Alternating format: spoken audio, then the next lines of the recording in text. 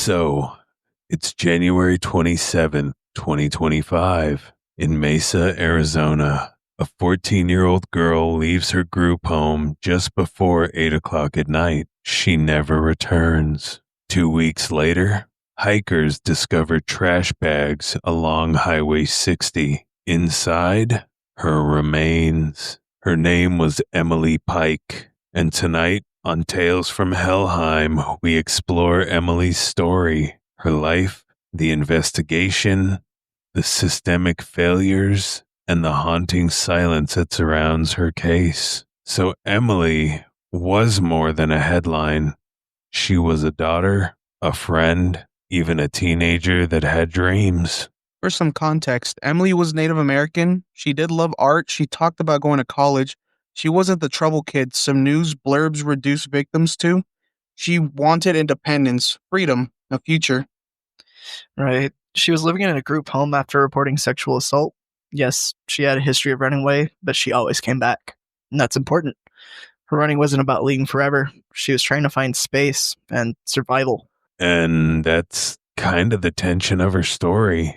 You know, at 14, she was still a child, but she was carrying the weight of an adult. I mean, think about having what happened on your mind over and over to something that shouldn't have happened. And then on top of that, all the systems around her failed her. So, I mean, you know, think about it. What do you guys think it means for a teenager to be seen as troubled rather than like in need of protection or, you know, to be saved? I mean, that's the thing with kids in the system. I mean, depending on their upbringing, a lot of times kids just get labeled as bad, and when really it's just environmental, and these kids just want guidance. Yeah, they're labeled as bad instead of just misunderstood or even in need of help. They're so quick to point the finger at them and be like, "Oh, well, that's the problem there." And like, no, like you said, it's the environment they're put in. If they're reaching out for help and nobody's reaching out to help them, then 90% of the time they're just going to be like, "Oh, that's a troubled kid right there." They're not going to be like, "She needs some kind of assistance." There's clearly something wrong going on, but nobody's taking the initiative or the time to reach out to kids in that predicament. Well, that and being stuck feeling alone doesn't help, you know. You feel at that point when there's possible opportunities for help, but it never comes and you're just stuck in that downward spiral. Like it's overwhelming. It's a lot.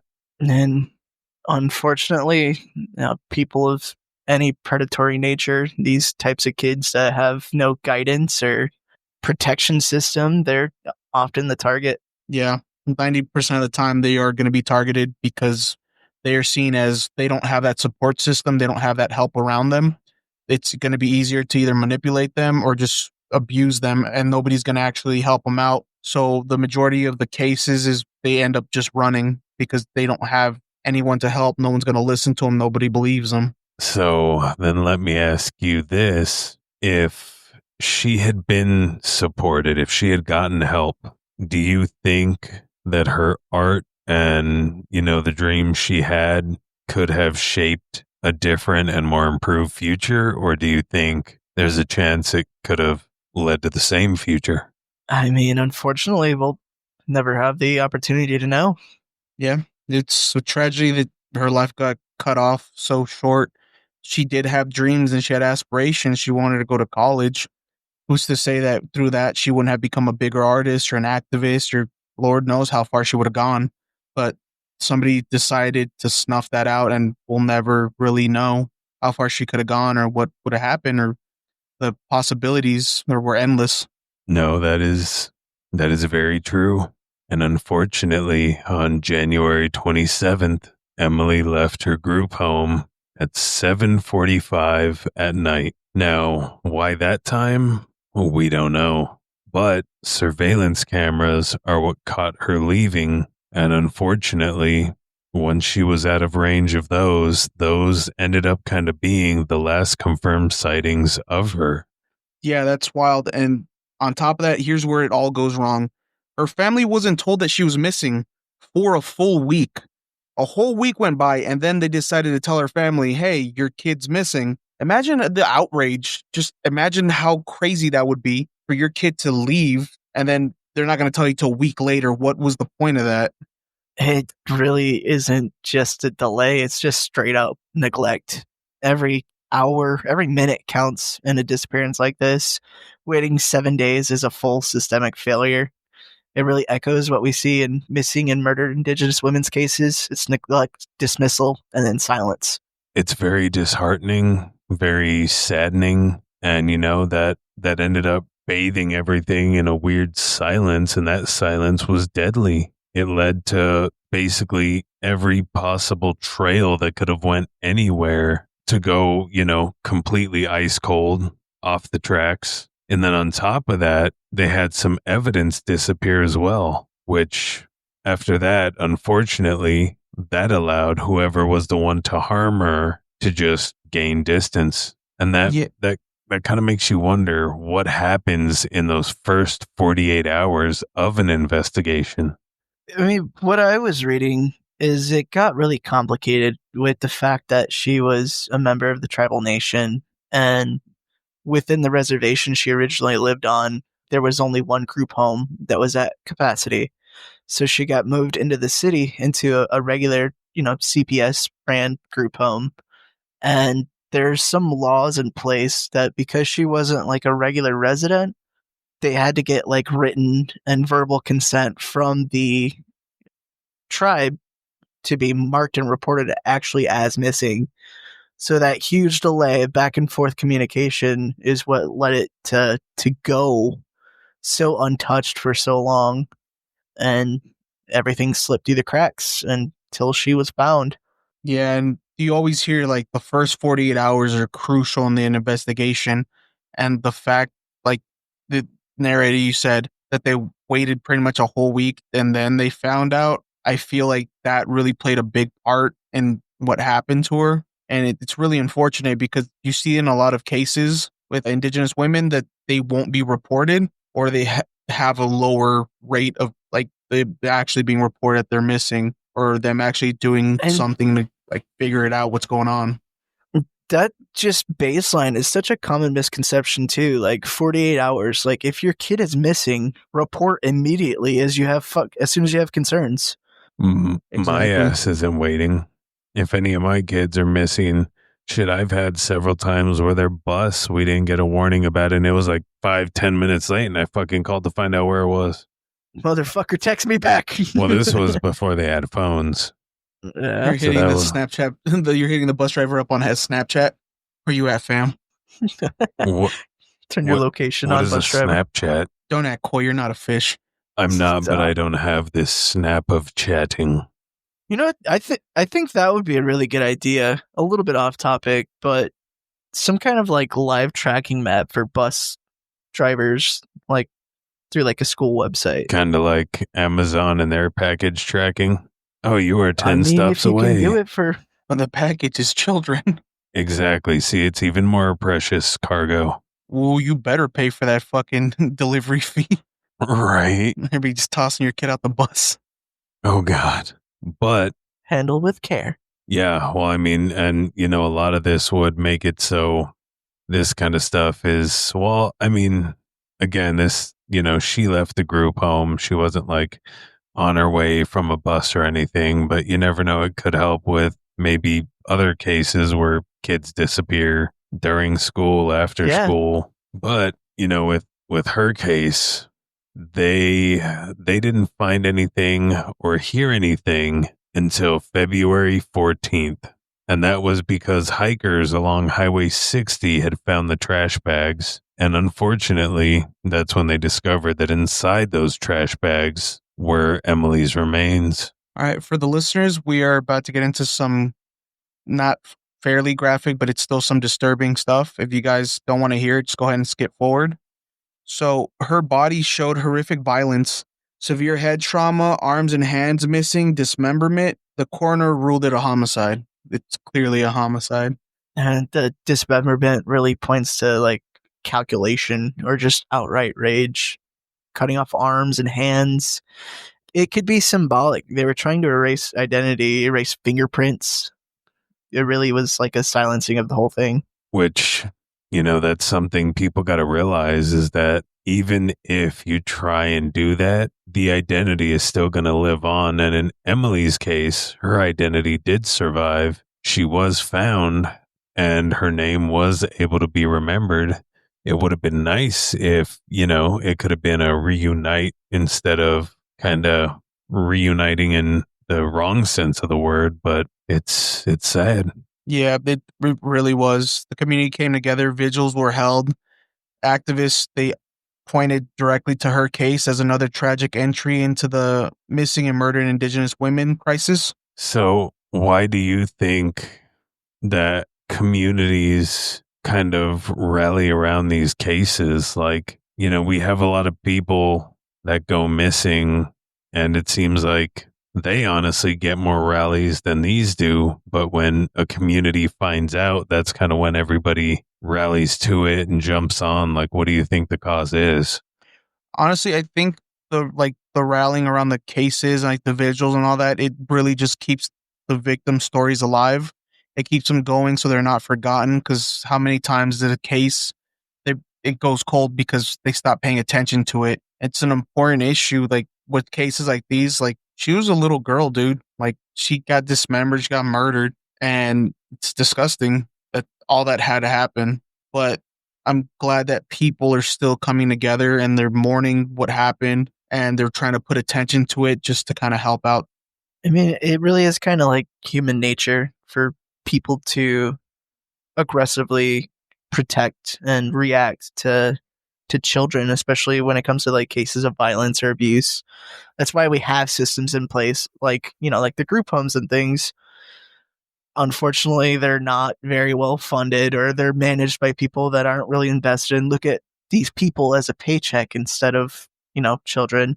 So when things like this tragic happen, it gets people's attention, and hopefully it'll lead to some kind of reformation in the area. Yeah. And, I believe that the mourning, especially from, the general public, family, friends, like everybody kind of helps keep their stories alive. The more you go out and remember them, if you have a memorial that you go and visit, like the more people see it, the more people are going to remember, the more they're going to go, oh, how can we, make sure this stuff doesn't happen again or happens less and less until we completely squash it out. Like this whole missing and murdered Indigenous woman stuff, it's an important thing that people need to, not sweep under the rug. If you Yep. hear about it, give it some serious thought.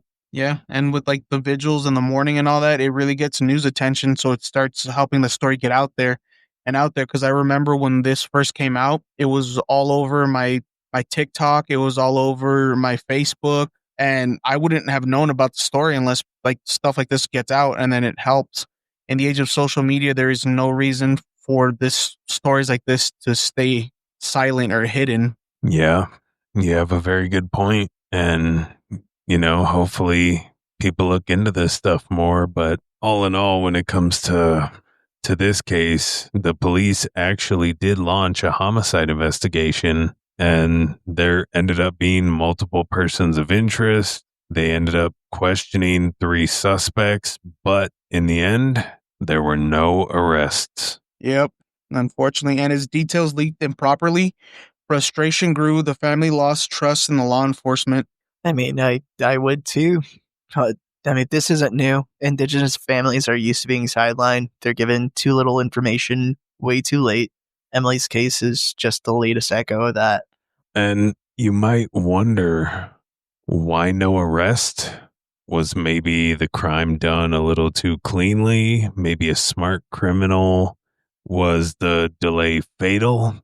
Or was there just some reluctance in trying to dig deeper into what was going on? I mean, there's so much up for debate. Could it have been someone from the group home, someone she trusted, or just maybe an opportunistic predator? I mean, which route do you guys think it went? I mean, I'm curious, like, how many problems were due to the like communication between like the tribe and like Mesa PD. If there's any kind of like roadblocks they would hit, that, like happened with the actual reporting. Yeah, like some kind of like misinformation or like lack of communication there that could have really derailed everything. I feel like it's more like well, it's your problem. No, it's your problem. No, it's your problem. And then Like things just get they're trying to sweep it dropped. under the rug and nobody really wants to deal with it. Nobody wants to deal with it or take the blame. Yeah. Doesn't really look good for the city politicians that something like this would happen on their watch. So Yeah. I mean, Well- it's bad. And then, I mean, think about it. Like, could her murder have been tied to that earlier assault report? earlier assault report or maybe even the group home. Yeah. I mean, if they knew she ran away, and it's kind of strange that it took them a whole week to report that she was missing. That kind of does, like, the conspiracist in me, like, is that a cover up? Yeah. Yeah, there's a lot of red flags with this one.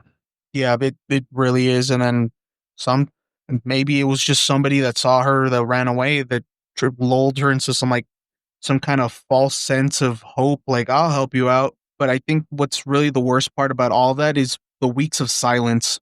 That's what really sticks with me. It sits wrong in my stomach. That's 7 days. It took them 7 fucking days to report this. That's not an oversight. That's just abandonment. Yeah, it really is. And like the story matters beyond Mesa because it really reflects the nationwide MMIW crisis. Indigenous girls and women, they disappear constantly. Cases get mishandled. Families get silenced. Things get swept under the rug. And then we have cases like this where just nothing comes of it. Well, and that's the crazy part too, is if you think about it, the rate of missing children that are found is extremely low as it is. So then you add, the fact that when it comes to Indigenous people, then everyone's just like, whatever. Like, no, there should be the same effort on both sides. And that's kind of the horror to everything, and then you have violence, which is a layer. And then you have the structures around it, which are, the silence, the neglect, the need for help, but not getting any, that I'm assuming had to be a feeling of just extreme loneliness. Those are all monsters too. And those monsters just kept showing up over and over and over again. I think what hits me the heaviest about this whole thing is just the fact that it's a child that went missing and like their whole future was snuffed out just because people didn't care enough to fucking pay attention. Yeah, the lack of accountability. I mean, what I think, because that's terrible, but the fact that it sticks with me that makes me so angry and frustrated is the fact that it took them a week to report that she was missing. What if they would have reported the day she was gone or the day after? That's what sits with me. Like, would that have made the difference? Would she still be around? Because we don't really know when, like, she passed away. They just found the body. We don't really have like any answers to that. What frustrates me the most is the lack of accountability on any end here. Yeah, I mean, literally, it's a group home. I'm sure they have like timed check-ins. Like, hey, you're not back at 8 p.m. We gotta fucking call the cops and get them involved. Exactly. Why? It's like you're telling me there's no procedure. Like, hey, this person that's in your care is missing. You're not gonna report it instantly. Is there no higher authority you have to go up to, or is this just them being lazy and not wanting to deal with whatever the blowback for this would be? And then they end up finding this poor girl dead a week later. I'm not sure what the time frame from when they found her from when she went missing was. Oh, it was over a month. Yeah, because it was January 14th, and it was like February 26th, 27th. And that's sorry, February 14th. And that's so January 27th to February 14th. So only a couple weeks, but still. It's a couple. That's still too much, dude. Like the day that she didn't show back up, fucking 2 hours. Yeah, exactly. Like how you said, there should be check-ins, and I'm pretty sure that there's check-ins, but why was nobody alerted until a week after? Like, that's what blows my mind. Like, I don't understand what the fuck is going on with the system. It's clearly flawed. It's clearly failing. If they do have something in place, why was it not enacted instantly? Well, see, and the part that gets me the most is the pure atrocity of what was done, the dismemberment, the fucking missing hands. Like, who does that to a fucking kid? And I will say right now, if you're a person that gets easily offended, skip ahead because I'm about to go into mad shit talk ranting about these kinds of fucking people. Now, you gotta be some sick, twisted piece of shit in order to, one, want to do something, even just hurt a 14-year-old. Now, to hurt them in that kind of way, and who knows what else was endured if it was done in torturous ways where they're still alive. Like, you don't know what was done. We have no fucking idea what she went through, and that's absolutely fucking horrible and terrifying at the same time. But if you're willing to do that to a kid, I would love to be the one that finds you, because law enforcement has to, they got hoops and bounds to jump through. I would just eliminate you on the fucking spot because you are not worth a damn fucking breath. So if you are out there, if somehow by any chance you fucking hear this, come and talk to me in person, where I can make sure you go through 10 times the amount of pain that you put that poor fucking child through. That is one thing that I will not put the fuck up with, and that is doing that kind of shit to kids. I have 5 of my own, and if any of that happened to one of them, I would be in prison because I would violently eliminate the person that did that. Like, you have no fucking excuse, no fucking reason, no nothing to do that to a child. Another human being at all, but let alone a fucking child. Honestly, it's just a tragedy all around what happened to her. Whoever the monster is that out there that did this, there's a special place in hell for them. That's the only way you can really say it. But you feel terrible that her family had to go through all this, and there's not a resolution yet. Like, to the date of recording, there's nobody arrested. There's no further information, and it's fucking terrible. And currently the date of recording is September 19th, 2025. That is fucking insane. With something like this, I don't know that we'll ever get resolution at this point. I imagine it's probably not going to be touched again. That's a fucking shame. There's 2 police departments that, instead of trying to pass it on to each other, should be working together in tandem, hand in hand, side by side, to try to solve this murder. That's what it is. It's a murder. And the fact that it's gone this fucking long without any resolution, without anything happening, is a fucking travesty. Frankly, it's disgusting. Disgusting is the right word. Yeah, it definitely is. I mean, Emily Pike, again, she was 14. She deserved decades of life. Decades of life. Instead, her voice, her dreams, her aspirations were violently silenced and snuffed away. But hopefully, through telling her story, we can still hear her. And that's kind of why we do this type of thing. It's real heavy. It's really somber. It's kind of a little bit of a break from, the normal fun that we have. But this kind of thing is really important. Yeah, it's the important thing is what we do here is it's not just to retell stories. It's not just to entertain. It's to help get these stories out for unsolved cases like Emily Pike, just to kind of try to do a little bit and help out, because there's not much that we can do. All we can do is tell her story and keep her memory alive. But if you guys have any information, please contact the Mesa Police Department. Even the smallest amount of details could matter.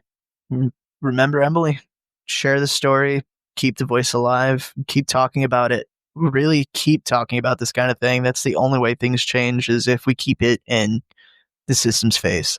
Yeah, don't let her story fall to the wayside. Don't let her be forgotten. And I can't say this is the cause, but I know, it seems like anytime there's something that happens on the reservation and local PD is involved, it's like they don't want to touch it. They're afraid. It's almost, I'm not saying it is a race thing or not, or we're, the indigenous people said, like, hey, we're indigenous here. You guys aren't, we'll handle our own shit. Like, it should never be about any of those things. The key point should always be someone's missing. We need to find them. plain and simple. Yeah, And no, with a lot of the time, sorry, a lot of the times you'll hear like with stories like this, it kind of comes down to like a pissing contest about who has jurisdiction here and who has jurisdiction what, and it always like ties up the legal process.